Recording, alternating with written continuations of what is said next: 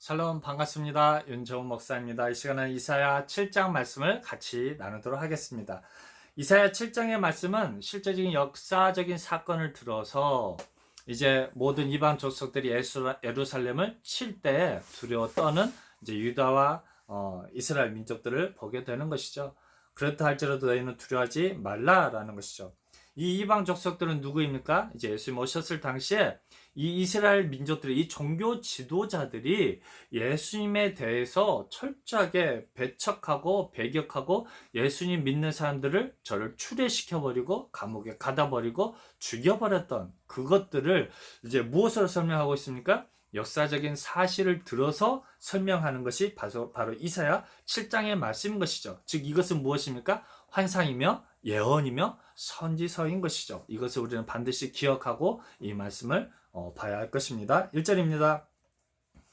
우시아의 손자여 요담의 아들인 유다왕 아하스 때 아람왕 르신과 르말리아의 아들 이스라엘 왕 베가가 올라와서 예루살렘을 쳤으나 능히 이기지 못하니라. 그렇죠? 이제 이 이방 민족들이 예루살렘을 치려고 했으나 능히 이기지 못하였다라는 것이죠. 예수님께서는 죽음으로 끝나지 아니하였다라는 것이죠. 예수님이 이제는 부활해서 이제 성령으로 오셔서 이제 그 승전거를 외치는 것이죠. 거기 다윗집에 과여 가로되 아람이 에브라임과 동맹하였다 했으므로 왕의 마음과 그 백성의 마음이 살림이 바람에 흔들림같이 흔들렸도다라는 것이죠. 그만큼 예수님 믿고 따르는 그 소수의 그 사람들의 마음이 이제 그만큼 적었다라는 것이죠. 예수님을 따르는 사람들이 그만큼 적었다라는 것들을 그 살림이 바람에 흔들림같이 흔들렸다라고 표현하고 있는 것이죠. 그때에 여호와께서 이사야에게 이르시되, 그렇죠? 여호와께서 이사야에게 이제 계시를 하고 있는 것이죠.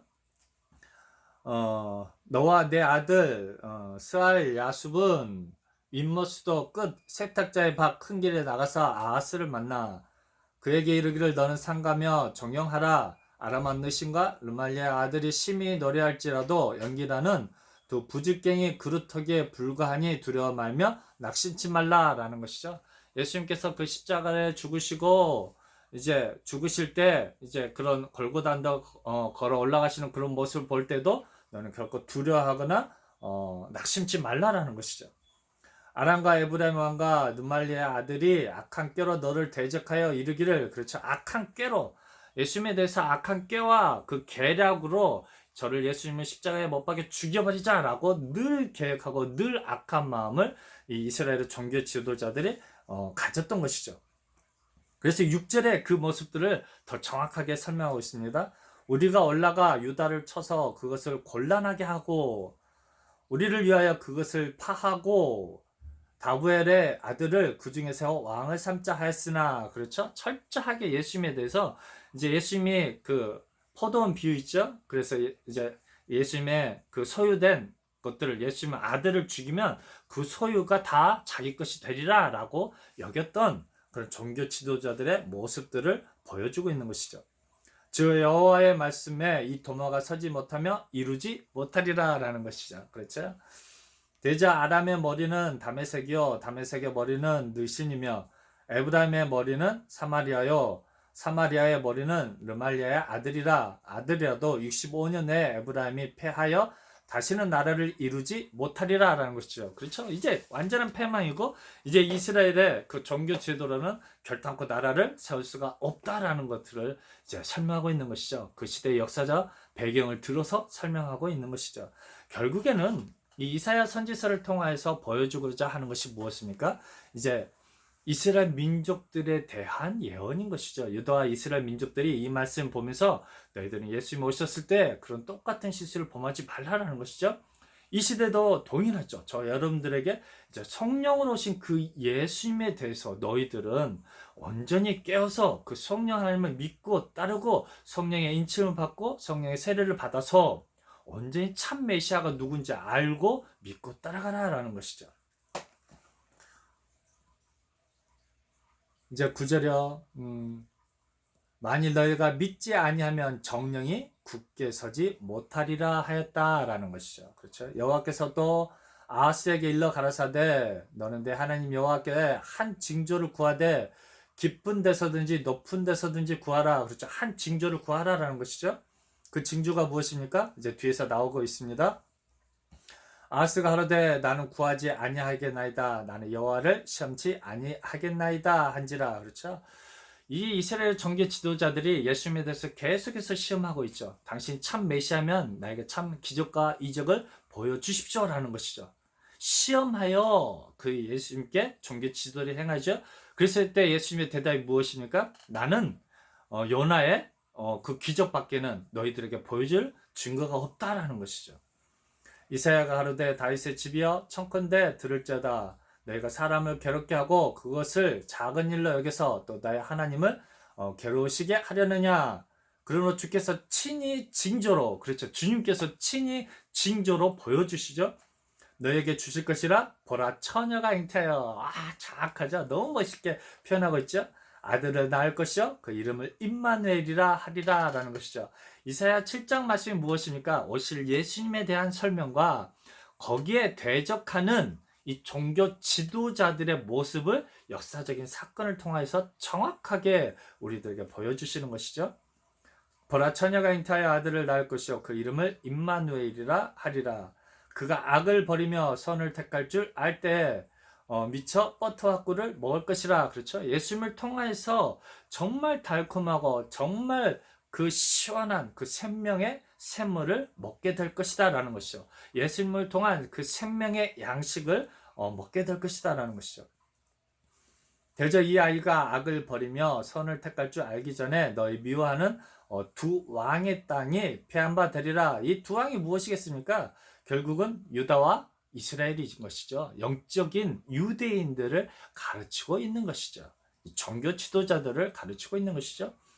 여호와께서 에브라임이 유다를 떠날 때부터 당하여 보지 못한 날을 또한 내 백성과 내 아비 집에 임하게 하시리니 곧 아수르 왕의 오는 날이니라. 그날에는 여호와께서 애굽 하수에서 먼 지경에 파리와 아수르 땅에 벌을 부르시리니 다 와서 거친 골짜기와 바위 틈과 가시나무 울타리와 모든 초장에 있으리라 라는 것이죠. 그렇죠? 예수님께서 이 땅에 오셔서 우리들에게 무엇을 주겠다는 것입니까? 완전한 평화와 안식을 주시겠다라는 것이죠. 모든 초장에 앉아있겠다라는 것이죠. 우리 주님께서 이 땅에 오셔서 우리를 푸른 풀밭과 이제 시냇가로 우리를 인도하여 주시겠다라는 것이죠. 그날에는 그렇죠. 예수님께서 이 땅에 오신 그 날에는 주께서 하수 저편에서 세내온 삭도 온 삭도 곧 아수르 왕으로 내 백성의 머리털과 발털을 미실 것이요 수염도 깎으시리라. 즉 무엇입니까? 우리들의 수치를 감싸 주시겠다라는 것이죠. 그날에는 사람이 한 어린 염소와 두 양을 기르리니. 이제 사람들이 누구겠습니까? 예수님 오셨을 때 그 예수님 믿고 다른 사람들에게 주시는 그 축복을 설명하고 있는 것이죠. 이 한 어린 염소와 두 양을 통해서 무엇을 얻게 됩니까? 그 뇌는 젖이 많음으로. 그렇죠. 우리 주님께서 우리에게 주시는 그 생명 양식이 풍성하고 많게 된다라는 것이죠. 버터를 먹을 것이라. 무릇 그 땅 가운데 남아있는 자는 버터와 꿀을 먹으리라. 영원한 생명을 받게 된다라는 것이죠. 죄사함을 얻게 된다라는 것이죠. 그날에는 천주에 은 1,000개의 가치 되는 포도나무 있던 곳마다 진리와 형극이 날 것이라. 이제 이것은 이제 반대되는 말씀이죠. 즉 유대 종교 지도자들이 가지고 있는 그 포도이죠. 그 포도밭에서는 뭐가 이제 나기 시작합니까? 진리와 형극이, 즉 가시나무가 나게 된다라는 것이죠. 그 예수님을 대적하고 예수님을 믿지 않기 때문에 이제 거기에서는 이제 죄상을 받을 수 없다라는 것이죠. 거기에 포도원에서는 열매를 딸 수가 없다라는 것이죠. 그래서 온 땅에 진리와 형극이 있으므로 살과 활을 가지고 그리 갈 것이요. 그렇죠? 이제 그 사람들에 대한 심판이죠. 오히려 더 이제 이 복음의 말씀이 이 종교 지도자들에게는 이 예수님의 생명의 법칙이 그들에게는 화살이 되고 심판의 말씀이 되어진다라는 것이죠. 보습으로 갈던 산에도 진리와 형극 까닭에 두려워서 그리로 가지 못할 것이요 그 땅은 설을 넣으며 양에 밟는 것이 되리라. 이제 보습으로 갈던 산이 이제는 뭐가 됩니까? 이제는 반대가 되어져 버렸다는 것이죠. 그렇죠? 이제는 율법과 제사 제도로 인한 그 제3이 이제 완전히 바뀌어 버렸죠. 무엇으로 바꿨습니까? 이제 예수님의 그 생명의 법칙으로, 그 성령의 법칙으로 이제 완전히 바뀌었다라는 것이죠. 이제 육적으로 드리는 제사 제도에서 이제는 영적으로 드리는 신령과 진정으로 드리는 그 성령으로 들리는 말미암아 드리는 그 영적인 예배로 죄사함을 받는 것이 이제 바뀌어졌다라는 것이죠. 그래서 우리 주님께서 함께 하심으로 우리가 얻게 되는 것이 무엇입니까? 우리 주님께서 우리에게 푸른 풀밭과 쉴만한 물가로 인도해 주신다는 것이죠. 이 시대는 그 주님께서 이제는 거룩한 영이신 성령으로 말미암아서 우리에게 이제 푸른 풀밭과 쉴만한 물가로 인도하여 주시는 것이죠. 그래서 이 시간에도 우리 성령 하나님의 그 음성을 듣고 문 밖에서 두드리시는 그 성령 하나님을 우리 마음속에 영접함으로 오늘 하루도 우리 성령 하나님과 동행하는 기쁜 하루가 되시기를 주님의 이름으로 부탁드립니다. 감사합니다.